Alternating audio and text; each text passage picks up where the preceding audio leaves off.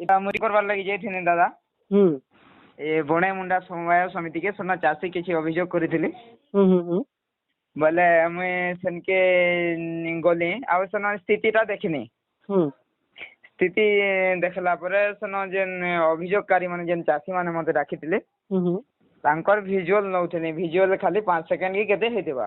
হুম ତାରପରେ ସେ ଭିତରୁ ଯେନ୍ ଥିଲେ ସଭାପତି ସେ ଆମର ସମବାୟ ସମିତିର হুম ସେ ଡାଇରେକ୍ଟ ସେ ଭିତରୁ ବାହାରି ଆସିଲେ। হুম ତାଙ୍କର ଅଫିସ ଭିତରୁ ହୁଡାକୁଦା କରିଦେଲେ ବାହାରି ଆସିଲେ ଆଉ ମତେ ପୁରା ପିଟବାର ଲାଗି ହାତ ଉଠାଲେ। ତାପରେ ମୁଇଁ ଯେନ୍ ମୋର ସହଯୋଗୀ ଥିଲା ତାକେ ମୋବାଇଲ ଦେବାର ଲାଗି ଚେଷ୍ଟା କନି। ମୋବାଇଲ ଦଉଥୁନି ବେଲେ ମାନେ ଜୋର ଜବରଦସ୍ତି ମୋବାଇଲ କେ ଧରଲେ ଖିଚି ନେଲେ। ମୋର ଜାତିକେ ନେଇକରି ପୁରା ଅପମାନ ବୋଲେ ଅଶ୍ଳୀଳ ଭାଷାରେ ଗାଲି ଦେଲେ। হুম ଗାଲି ଦେଲା ପରେ ଏମାନେ ତାଙ୍କର ଷ୍ଟାଫ କିଛି ମତେ ଜୋର ଜବରଦସ୍ତି ତାଙ୍କର ଅଫିସ ଭିତରକେ ନେଇଗଲେ। হুম ଅଫିସ ଭିତରକେ ନେଲା ପରେ ସେମାନେ ସେ ଭିତରେ ମତେ ମାରବାର ଧମକ ପିଟବାର ଧମକ ଠେଙ୍ଗା ବାଡି ଆନିକରି ଏନ୍ତା ପିଟବାର ଧମକ ଦେଲା ସେ ସଭାପତି। হুম ଆଉ ତାଙ୍କର ଯେନ୍ ଅଫିସରେ ଷ୍ଟାଫ ଥିଲେ ସେମାନେ ଭିଡିଓ ଡିଲିଟ କରାବାର ଲାଗି ସହଯୋଗ କଲେ। ମତେ ଜୀବନ ମାରିଦେବାର ଲାଗି ଏଇଟା କଲେ। ଆଉ ଆମର ଯେନ୍ ଜାତିକେ ନେଇକରି ଗଣ୍ଡା ଜାତିକେ ନେଇକରି ମାନେ ସେ ସଭାପତି ବହୁତ ମାନେ ଗାଲି ଗୁଲଜ କଲା। হুম ଆଉ ସେ ମୋର ମୋବାଇଲ ଆଇଫୋନ ବି ନେଇଗଲେ। ଆଉ ଯେନ୍ ମୁଇଁ କଲ୍ କରସି ପର୍ସନାଲ ଫୋନ ସେଇ ଫୋନ ବି ନେଇଗଲେ। ଆଉ ସେ ଫୋନ ନେଲା ପରେ ସେମାନେ ଜୋର ଜବରଦସ୍ତି ଭିଡିଓ ଡିଲିଟ କରାଲେ। ଭିଡିଓ ଡିଲିଟ କରାଲା ପରେ ତାପରେ ମତେ ମୋବାଇଲ ଫିରେଇ ଦେଲେ। হুম ଆଉ ସେନୁ ତାର ମାନେ ମୁଇଁ ସେ ଜୀବନ ବୁଝିକରି ମୁଇଁ ଡାଇରେକ୍ଟ ପଲେଇ ଆନି ପାଟନାଗଡ଼ ପୋଲିସ ଷ୍ଟେସନ। হুম ଆଉ ତାପରେ ସେଟା ଏଫଆଇଆର ଦେଇଛେ। হুম ଆଜି ସିନ୍ ରିକ୍ରିଏସନ ଲାଗି ଡାକିଥିଲି। ଓହୋ ସେ ଜାଗାରେ କାଣା ହେଇଥିଲା ବୋଲିକି ପୋଲିସ ମାନେ ଏଟା କରିଛି। ରେଜିଷ୍ଟ୍ରେସନ କରାହେଇଛି କେସଟା? ଏଁ କେସ୍ ରେଜିଷ୍ଟ୍ରେସନ ହେଇଗଲା ନା? ହଁ ହେଇଗଲାନ ବୋଧେ ଆଜି ହେଇଯାଇଥିବା। ହୁଁ ଆଜି ସେ ଭିଡିଓ ବି ନେଲେ। ଆଁ? ମାନେ ସେନ ଯିଏ ସଭାପତି ରହିଥିଲେ ସେ ସଭାପତି ଆଜ୍ଞା ଏ ସବୁ ଜିନିଷ କରିଛନ୍। ହଁ ସଭାପତି ସେମାନଙ୍କର ପଛଆଡେ କାଣା ସେ ପଲିଟିକ୍ସ ପାୱାର କାଣା ରହିଛେ ସେଥିର ଲାଗି ସେ ଦାଦାଗିରି।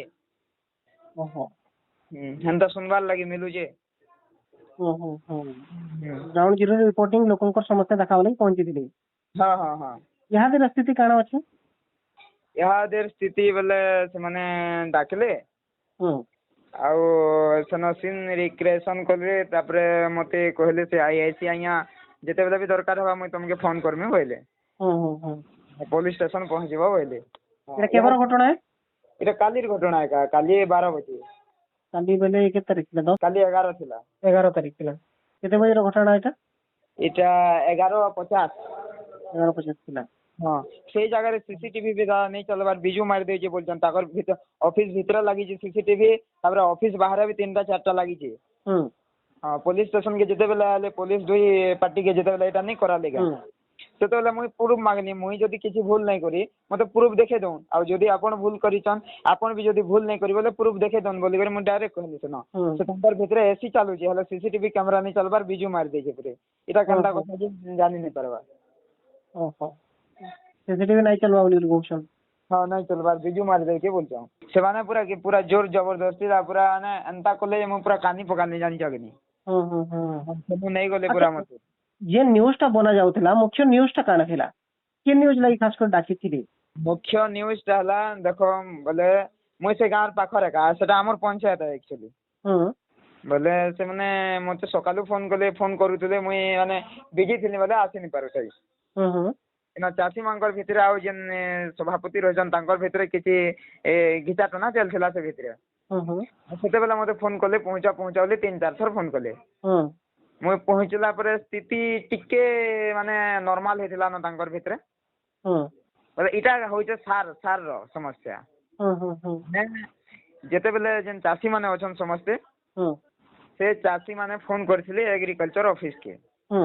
ଯେ ସେ ଏଗ୍ରିକଲଚର ରେ ଯେ କାଇଁ ଇନ୍ସପେକ୍ଟର କହିସନ୍ ସେ ତାଙ୍କର ସାଙ୍ଗେ ଯେନ୍ କଥା ହେଲି ସେମାନେ କହିଲେ ଯେ ନାଇଁ ସାର ଟା ସମସ୍ତେ ପାଇପାରିବେ। ଯଦି ସେ ରେଜିଷ୍ଟ୍ରେସନ ନାଇଁ ହେଇ ବୋଇଲେ ବି ସେ ଚାଷୀ ରେଜିଷ୍ଟ୍ରେସନ ନାଇଁ ହେଇ ବୋଲେ ବି ସାର ପାଇପାରିବେ ବୋଲି ସେମାନେ କହିଲେ। ସେଇ ଜିନିଷଟା ଆସିକରି ଯେତେବେଳେ ଇନ ସାର ମାଗିଲେ ଇମନକେ ନାଇଁ ଦଉଥାଇ। ସେମାନେ ଖାଲି ରେଜିଷ୍ଟ୍ରେସନ ଚାଷୀକେ ଦଉଥିଲେ। କିନ୍ତୁ ନିୟମ ପୁରୁଣା ନିୟମ ଥିଲା ଯେ କାଣା କି ଯିଏ ରେଜିଷ୍ଟ୍ରେସନ ହେଇଛି ସେ ପାଇବା। ଆର ଇହାଦେ ଯୋଉ ନିୟମ ହେଇଯାଇଛେ ସମସ୍ତେ ସେ ଆମର ସମବାୟ ସମିତିରୁ ସାର ନେଇ ପାରବେ। ସେମାନେ ସେ ଯେନ୍ ଋଣୀ ଚାଷୀ ମାନେ ଅଛନ୍ ଆଉ ଯେନ୍ ମାନେ ରେଜିଷ୍ଟ୍ରେସନ ହେଇଛନ୍ ଚାଷୀରେ ସେମାନକେ ଏକା ସାର ଦଉଥିଲେ ଆଉ ନାଇଁ ଦଉଥାଇ। ବୋଲେ ସେମାନେ କିଛି ଚାଷୀ ବାହାରି ଗଲେ ସେମାନେ ମତେ କଲ୍ କରିଥିଲେ ଫୋନ କରିଥିଲେ। ସମସ୍ୟା ଦେଖାବା ଲାଗି। ହଁ ହଁ ସେ ସମସ୍ୟା ଗ୍ରାଉଣ୍ଡ ଜିରୋ ପହଞ୍ଚିଲା ପରେ ମାନେ ତମର ଉପରେ ଆକ୍ରମଣ କରିଥିଲେ ସେଇ ହିସାବରେ ନାଇଁ କି? ହଁ ମୁଇଁ ତାଙ୍କର କିଛି ଭିଜୁଆଲ ବି ନେଇ ମୁଇଁ ସେ ଅଫିସ ବାହାରେ ଯେନ୍ ଅଭିଯୋଗକାରୀ ଥିଲେ ଯେନ୍ ଚାଷୀ ମାନେ ହୁଁ ତାଙ୍କର ଭିଜୁଆଲ ନଉଥିଲି।